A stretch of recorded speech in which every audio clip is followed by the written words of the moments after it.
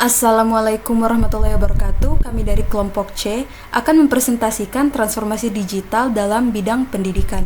Adapun anggota kelompok kami yang pertama itu ada Nurul Alia, yang kedua itu ada Andialisa Faikiha, yang ketiga itu ada Susanti, yang keempat ada Rizkia Nurkolbi, dan yang terakhir ada Adinda Wulandari. Adapun materi-materi yang akan dibahas pada presentasi kali ini bisa dilihat sendiri di slide PPT. Selanjutnya kita masuk ke submateri yaitu pendidikan sebelum masa transformasi digital. Nah, sebelum memasuki era transformasi digital, pendidikan ini telah mengalami evolusi yang signifikan seiring dengan perkembangan masyarakat dan juga teknologi.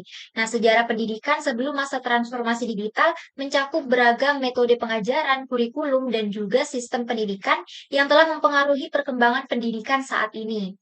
Jadi, sebelum terjadinya transformasi digital, pendidikan ini umumnya didasarkan pada metode pengajaran konvensional yang melibatkan penggunaan buku teks, papan tulis, dan juga interaksi langsung antara guru dan juga muridnya di dalam kelas. Nah, berikut penjelasannya. Yang pertama ini metode pengajaran. Nah, metode pengajaran yang umum digunakan sebelum era digital, contohnya itu seperti ceramah, diskusi kelompok, dan juga praktik langsung di laboratorium atau lapangan. Nah, diskusi interaksi antara guru dan juga murid ini menjadi pusat dari proses pembelajaran dan sumber belajar utamanya itu adalah buku dan juga materi cetak lainnya.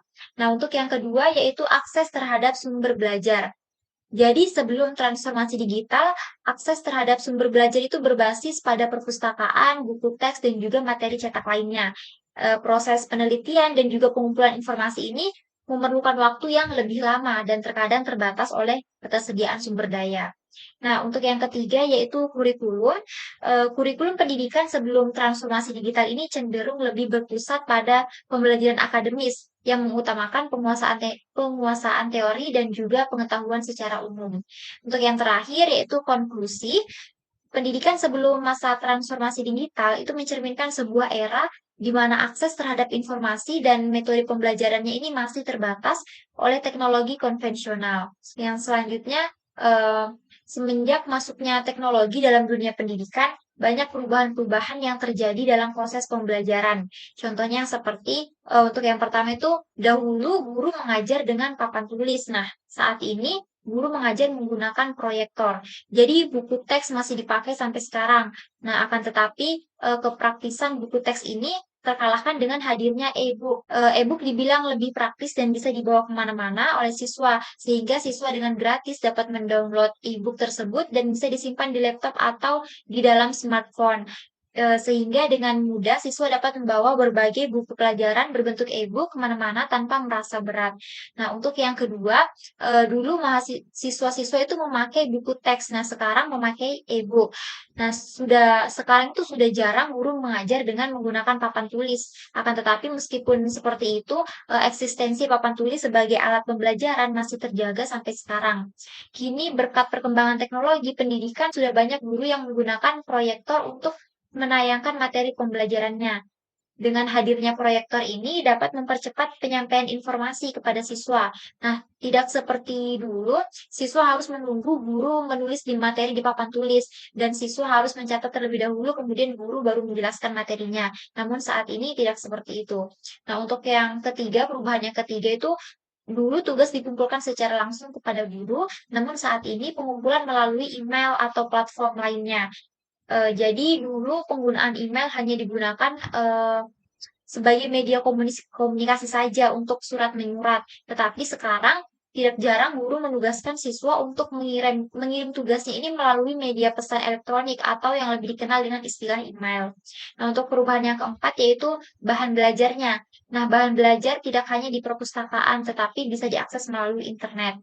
Jadi dulu siswa itu mengakses pembelajaran lewat perpustakaan. Nah, tapi sekarang bisa kita searching melalui eh, Google dan juga internet. Jadi sekarang disadari atau tidak, banyak orang itu mencari informasi di internet. Bahkan siswa terbilang sering mencari bahan pembelajarannya ini melalui internet.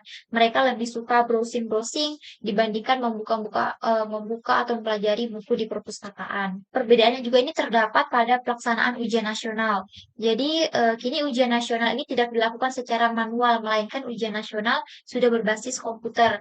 Dulu ketika ujian nasional, siswa tuh dihadapkan dengan lembaran kertas soal. Akan tetapi ujian nasional sekarang, siswa dihadapkan langsung dengan komputer, sehingga siswa tidak harus menghitamkan lembar jawaban. Nah, oleh karena itu, ini lebih dapat mengefisienkan waktu ujian. Nah, adanya UNBK atau ujian nasional berbasis komputer membuat administrasi menjadi rendah dan waktu juga menjadi efisien.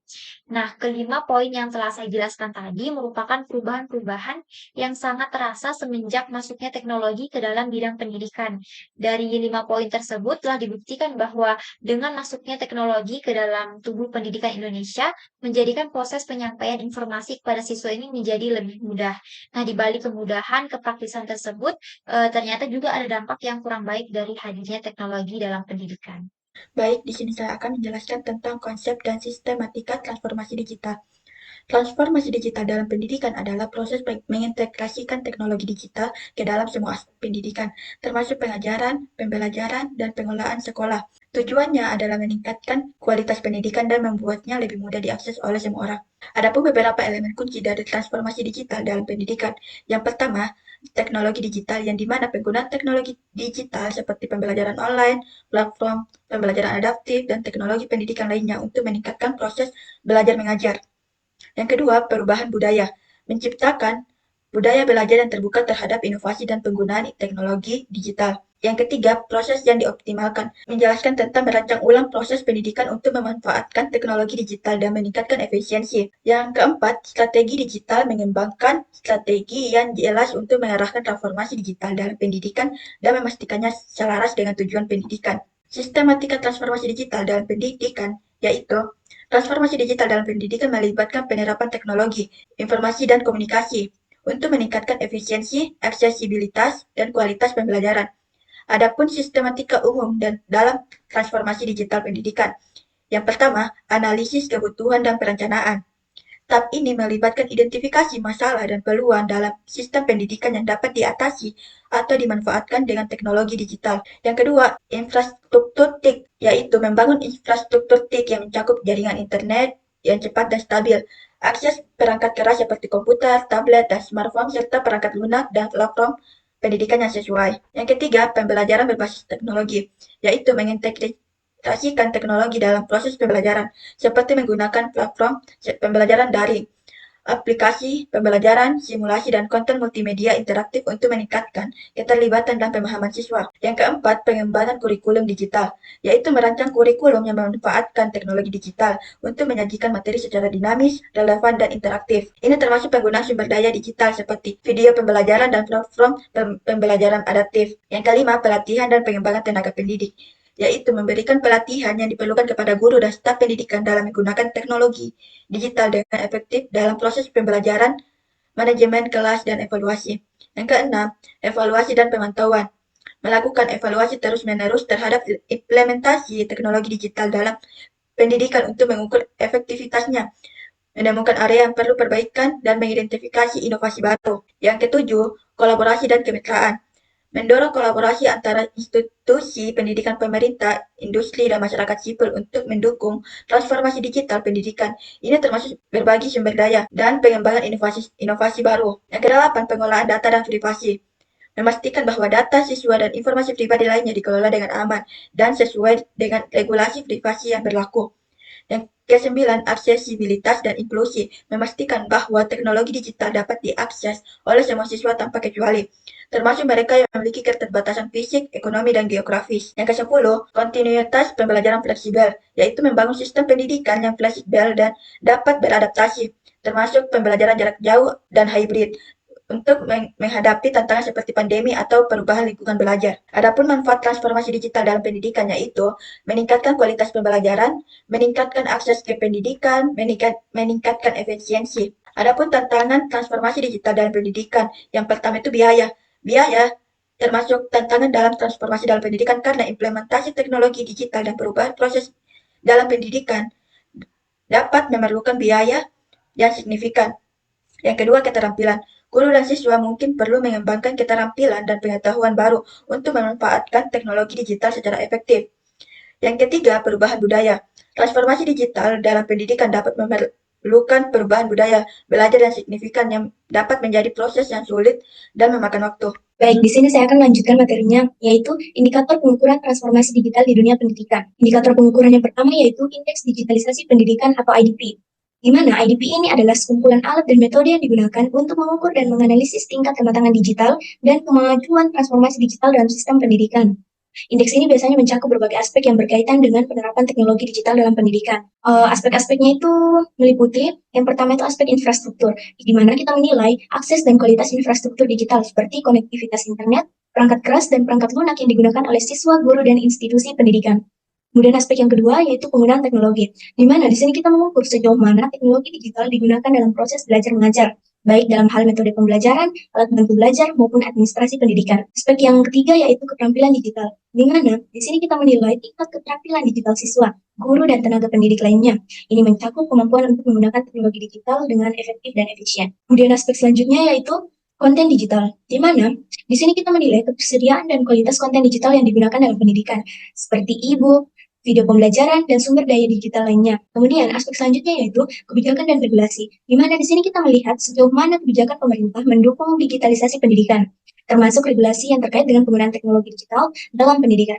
Kemudian aspek selanjutnya yaitu partisipasi dan keterlibatan, di mana di sini kita menilai partisipasi siswa, guru, dan orang tua dalam penggunaan teknologi digital untuk pendidikan. Selanjutnya, kita ke indikator pengukuran yang kedua, yaitu Sustainable Development Goals atau SDGs. Nah, di mana SDGs ini merupakan serangkaian tujuan global yang disepakati oleh 193 negara anggota PBB pada tahun 2015 untuk mencapai pembangunan berkelanjutan di seluruh dunia. SDGs ini terdiri dari 17 tujuan dan 169 target yang saling terkait dan terintegrasi. Selanjutnya yaitu tujuan SDGs. Nah, salah satu tujuan dari SDGs yaitu terkait dengan pendidikan. Tujuannya yaitu pendidikan yang berkualitas atau quality education, di mana di sini tujuannya yaitu memastikan pendidikan yang inklusif dan berkualitas serta kesetaraan kesempatan belajar bagi semua di sepanjang hayatnya. Adapun beberapa poin tujuannya yaitu yang pertama, meningkatkan akses dan inklusivitas, yaitu memberikan akses yang setara dan inklusif ke pendidikan bagi semua, termasuk kelompok rentan seperti penyandang disabilitas, masyarakat adat, anak-anak dari keluarga berpenghasilan rendah, dan kelompok lain yang mungkin menghadapi hambatan dalam mendapatkan pendidikan berkualitas. Tujuan selanjutnya yaitu memastikan kualitas pendidikan, yaitu meningkatkan kualitas pendidikan di semua tingkatan, termasuk pendidikan dasar, menengah, dan tinggi, serta pelatihan teknikal dan kejuruan, sehingga menghasilkan hasil belajar yang relevan dan efektif. Kemudian tujuan yang selanjutnya yaitu meningkatkan kesetaraan gender dalam pendidikan, yaitu menghilangkan kesenjangan gender dan memastikan kesetaraan akses untuk semua perempuan dan laki-laki di semua tingkatan pendidikan. Tujuan selanjutnya yaitu promosi pendidikan dan pembangunan berkelanjutan, yaitu memberikan pendidikan yang mengajarkan nilai-nilai dan keterampilan untuk mempromosikan pembangunan berkelanjutan, termasuk gaya hidup berkelanjutan, hak asasi manusia, kesetaraan gender, dan budaya damai. Tujuan selanjutnya yaitu menciptakan fasilitas pendidikan yang aman dan inklusif, yaitu membangun dan meningkatkan fasilitas pendidikan yang aman, bebas kekerasan, dan inklusif bagi semua. Terus tujuan selanjutnya yaitu meningkatkan kapasitas guru, yaitu menjamin bahwa guru memiliki pelatihan dan sumber daya yang memadai untuk memberikan pendidikan berkualitas. Selanjutnya yaitu target SDGs, di mana dalam SDGs ini terdapat target-target untuk mencapai tujuan yang telah disebutkan di awal. Target yang pertama yaitu menjamin bahwa pada tahun 2030 semua anak baik laki-laki maupun perempuan dapat menyelesaikan pendidikan dasar dan menengah yang gratis, inklusif, dan berkualitas, serta mengarah ke hasil belajar yang relevan dan efektif.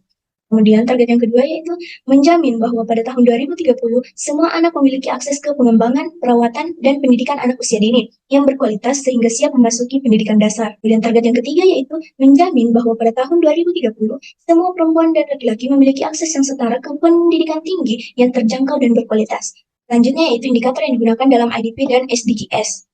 Pada segi infrastruktur dan akses, IDP memiliki 3 poin. Yang pertama yaitu akses internet dan perangkat digital di sekolah dan rumah. Yang kedua, ketersediaan infrastruktur digital di sekolah, misalnya lab komputer maupun jaringan Wi-Fi. Kemudian yang ketiga, kapasitas dan pelatihan guru dalam menggunakan teknologi digital. Kemudian pada SDGs terdapat 2 poin, yaitu yang pertama, membangun dan meningkatkan infrastruktur pendidikan yang aman, inklusif, dan ramah anak, serta menyediakan lingkungan belajar yang efektif bagi semua. Kemudian yang kedua, yaitu meningkatkan akses secara signifikan terhadap teknologi informasi dan komunikasi, serta mendorong penerapan teknologi komunikasi dan informasi yang inklusif dan berkelanjutan, khususnya di negara-negara berkembang. Kemudian, pada segi proses pembelajaran, IDP memiliki 3 poin. Yang pertama, penggunaan teknologi digital dalam pembelajaran, misalnya pembelajaran online maupun blended learning. Kemudian yang kedua, kualitas dan aksesibilitas konten pembelajaran digital. Kemudian yang ketiga, pengembangan profesional guru dalam mengintegrasikan teknologi digital dalam pembelajaran. Pada SDGs, terdapat 2 poin. Yang pertama, meningkatkan secara substansial jumlah pemuda dan orang dewasa yang memiliki keterampilan yang relevan, termasuk keterampilan teknis dan kejuruan untuk pekerjaan yang layak, dan kewirausahaan. Dan yang kedua, menghilangkan disparitas gender dalam pendidikan dan memastikan akses yang sama pada semua jenjang pendidikan dan pelatihan kejuruan berkualitas bagi perempuan dan laki-laki. Pada segi budaya dan kepemimpinan, IDP memiliki 3 poin. Yang pertama yaitu budaya sekolah yang mendukung penggunaan teknologi digital dalam pembelajaran. Kemudian yang kedua, kepemimpinan yang visioner dan komitmen terhadap transformasi digital. Kemudian yang ketiga, kerjasama dengan pemangku kepentingan eksternal, misalnya industri maupun komunitas. Pada SDGs terdapat 2 poin. Yang pertama, meningkatkan secara substansial jumlah beasiswa yang tersedia bagi negara-negara berkembang, khususnya negara-negara paling tidak berkembang, untuk belajar di negara-negara berkembang lainnya, negara maju dan kawasan yang sedang berkembang. Mendorong kemitraan untuk pemangku kepentingan yang efektif dan inklusif untuk pembangunan berkelanjutan pada semua tingkatan. Kemudian pada segi dampak dan keberhasilan, IDP memiliki 3 poin. Yang pertama yaitu peningkatan hasil belajar siswa. Kemudian yang kedua, pengembangan keterampilan abad ke-21, misalnya critical thinking, problem solving, dan communication. Kemudian yang ketiga, kesiapan siswa untuk melanjutkan pendidikan dan memasuki dunia kerja. Pada SDGs terdapat 2 poin, yaitu yang pertama, menjamin bahwa semua anak perempuan dan laki-laki menyelesaikan pendidikan dasar dan menengah gratis, yang adil dan berkualitas, yang mengarah pada hasil belajar yang relevan dan efektif. Kemudian yang kedua yaitu menjamin bahwa semua peserta didik memperoleh pengetahuan dan keterampilan yang dibutuhkan untuk mempromosikan pembangunan berkelanjutan, termasuk pendidikan untuk pembangunan berkelanjutan, gaya hidup berkelanjutan, hak asasi manusia, kesetaraan gender, promosi budaya perdamaian dan non-kekerasan, kewarganegaraan global, dan penghargaan terhadap keragaman budaya. Selanjutnya yaitu hubungan SDGs dengan pendidikan. SDGs atau tujuan pembangunan berkelanjutan memiliki hubungan yang erat dengan pendidikan. Dan SDGs ini bertujuan untuk mencapai pembangunan berkelanjutan di seluruh dunia. Dalam konteks pendidikan, SDGs berfokus pada tujuan keempat, yaitu memastikan pendidikan yang inklusif dan berkualitas setara, juga mendukung kesempatan belajar seumur hidup bagi semua. Implementasi SDGs dalam pendidikan melibatkan upaya meningkatkan aksesibilitas dan kualitas pendidikan, meningkatkan kualitas pendidik dan sarana pendukung pendidikan, serta memperkuat dan mengembangkan pendidikan karakter. Pendidikan setelah masa transformasi digital. Pendidikan setelah masa transformasi digital mengalami perubahan yang signifikan dalam berbagai aspek. Hal ini meliputi transformasi dalam metode pengajaran yang lebih interaktif dan terintegrasi dengan teknologi, penggunaan platform pembelajaran daring, penyesuaian kurikulum agar relevan dengan kebutuhan zaman, penggunaan kecerdasan buatan AI dalam pendidikan, serta pembelajaran berbasis proyek dan kolaboratif. Berikut merupakan penjelasan terkait perubahan-perubahan tersebut. Metode pengajaran yang beragam. Sebelumnya, pengajaran lebih terpusat pada ceramah dan diskusi kelas. Namun sekarang, dengan adanya teknologi seperti proyektor dan papan tulis interaktif, pendekatan pengajaran telah menjadi lebih beragam. Guru dapat menggunakan sumber daya multimedia, simulasi, dan pembelajaran berbasis proyek untuk meningkatkan keterlibatan siswa dalam pembelajaran. Penggunaan platform pembelajaran daring, seperti penggunaan platform online meeting seperti Zoom, Google Meet, dan sebagainya, atau bisa menggunakan video pembelajaran melalui media sosial. Ini memungkinkan pembelajaran jarak jauh dan pembelajaran mandiri yang disesuaikan dengan kebutuhan individu, yang dimana platform pembelajaran daring ini memberikan aksesibilitas yang lebih besar terhadap pendidikan bagi siswa di berbagai tempat dan latar belakang. Penyesuaian kurikulum. Pendidikan setelah transformasi digital juga melibatkan pengembangan kurikulum yang sesuai dengan tuntutan zaman. Integrasi mata pelajaran yang menekankan keterampilan digital, kecerdasan buatan, dan pemikiran kritis menjadi bagian integral dari pembaharuan kurikulum ini. Hal ini bertujuan untuk mempersiapkan siswa dengan keterampilan yang relevan untuk menghadapi tantangan masa depan yang didorong oleh teknologi. Penggunaan kecerdasan buatan AI dalam pendidikan. Perkembangan terbaru dalam teknologi pembelajaran juga mencakup penggunaan kecerdasan buatan AI untuk personalisasi pengalaman belajar bagi setiap siswa. Dengan pemanfaatan teknologi ini, pendidikan dapat disesuaikan dengan kebutuhan dan minat individu, sehingga meningkatkan efektivitas dan efisiensi proses pembelajaran secara keseluruhan. Pembelajaran berbasis proyek dan kolaboratif. Siswa dapat bekerja dalam tim secara daring menggunakan alat-alat kolaboratif seperti Google Docs atau platform proyek daring untuk menyelesaikan tugas-tugas yang relevan dengan dunia nyata. Dengan bantuan teknologi, pembelajaran berbasis proyek dan kolaboratif menjadi lebih mudah dilakukan. Meskipun transformasi digital membawa perubahan yang signifikan, kita perlu menyadari bahwa terdapat dampak positif dan negatif yang perlu diperhatikan. Dampak positif.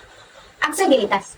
Transformasi digital memungkinkan akses lebih mudah terhadap sumber daya pendidikan, seperti pembelajaran daring dan sumber belajar interaktif.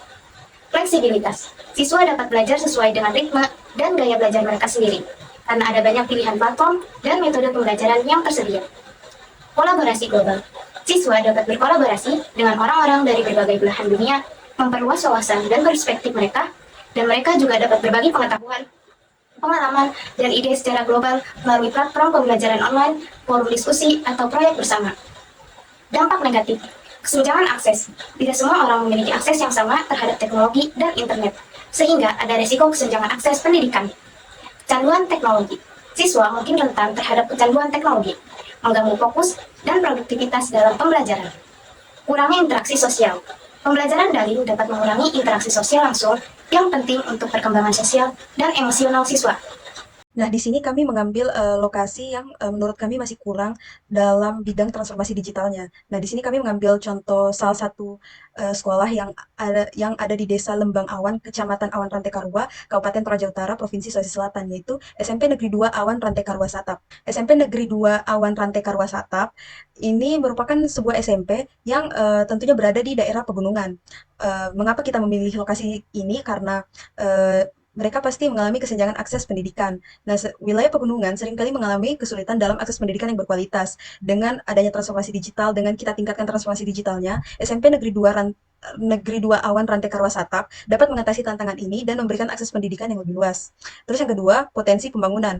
Meskipun terletak di daerah pegunungan dengan akses internet yang terbatas, SMP Negeri 2 Awan Rantai Karua Satap memiliki potensi untuk berkembang melalui adopsi teknologi. Dengan ditingkatkannya transformasi digital di sana, dapat membuka peluang baru untuk inovasi pembelajaran dan pengembangan kualitas pendidikan. Terus yang ketiga itu dampak positif bagi masyarakat. Dengan meningkatnya akses dan kualitas pendidikan dari SMP Negeri 2 Awan Rantai Karua Satap, masyarakat setempat dapat merasakan dampak positif dalam peningkatan hidup, peluang pekerjaan, dan pengembangan ekonomi. Nah, adapun beberapa inovasi digital yang dapat diterapkan di SMP Negeri 2 Awan Rantai Karua Satap itu yang pertama adalah menyediakan perpustakaan digital. Inovasi ini memungkinkan siswa untuk mengakses berbagai jenis buku dan sumber belajar yang sulit ditemukan di perpustakaan fisik. Ini dapat dilakukan dengan mengumpulkan dan menyediakan buku-buku digital yang relevan dalam berbagai subjek dan tingkatan. Yang kedua adalah pelatihan guru tentang teknologi. Penting bagi guru-guru di SMP Negeri 2 Awan Rantai Karua Satap untuk diberi pelatihan tentang penggunaan teknologi dalam pembelajaran. Pelatihan ini dapat mencakup cara menggunakan perangkat lunak pembelajaran, manajemen ruang kelas virtual, dan integrasi teknologi dalam rencana pembelajaran mereka. Dan yang terakhir adalah penggunaan teknologi tanpa akses internet. Mengingat keterbatasan akses internet di daerah pegunungan, penting untuk mencari solusi yang tidak memerlukan koneksi internet yang stabil. Misalnya, penggunaan perangkat lunak pembelajaran offline yang dapat diunduh di sekolah atau di tempat umum yang memiliki akses internet seperti kantor desa. Berdasarkan presentasi yang telah dipaparkan oleh saya dan teman-teman saya, kami mengambil kesimpulan bahwa transformasi digital dalam pendidikan menjadi solusi yang penting dalam mengatasi kesenjangan akses pendidikan, meningkatkan kualitas pembelajaran, serta mempersiapkan siswa untuk tantangan masa depan. Dengan adopsi teknologi, pendidikan menjadi lebih inklusif, adaptif, dan relevan dengan kebutuhan zaman. Namun perlu diingat bahwa transformasi digital juga membawa tantangan seperti kesenjangan akses dan risiko kecanduan teknologi. Oleh karena itu, kolaborasi antara pemangku kepentingan, investasi dalam infrastruktur digital, dan pengembangan keterampilan digital menjadi kunci dalam memaksimalkan manfaat dari transformasi digital ini. Sekian dari kami, kelompok C mengundurkan diri. Wassalamualaikum warahmatullahi wabarakatuh.